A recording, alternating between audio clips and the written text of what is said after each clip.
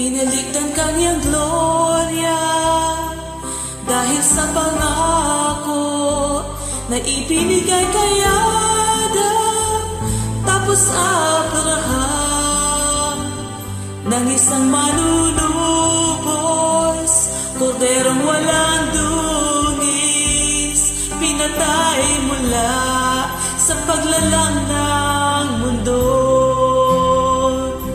Inihayag ni Moises ang pagdating ng Mesiyas at lahat ng propeta sa Israel. Inihula ang pagsilang at ang kamatayan at gawaing dapat niyang gawin.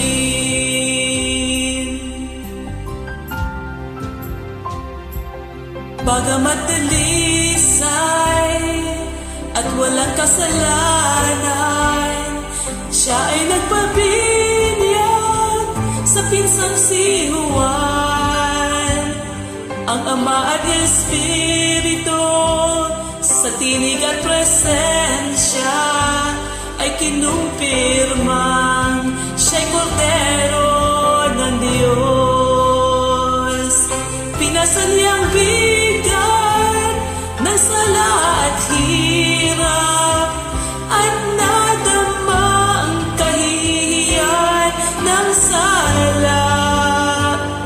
Nakita at naramdaman at tinahak na mag-isa sa kaligtasan ng nagkasalang lahi.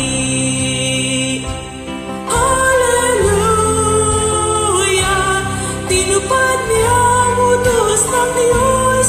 Hallelujah! Nabuhay ng dalisay at walang sala, binuhos ang buhay hanggang kamatayan, bilang kordero sa katayan.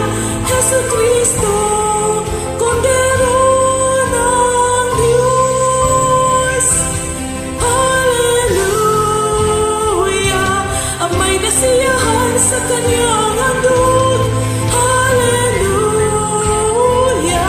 Siya'y ibinangon mula sa libingan, karapat-dapat siyang tumanggap sa libro at kaalagan mga sanyo nito. Jesucristo, kordero ng Diyos. Sa kabanal-banalan doon sa langit, binubura niya ang sala ng mga namatay.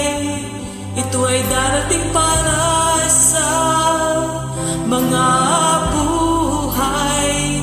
Siya'y tanggapin at sala'y ikumpisal. Kapag siya'y narinig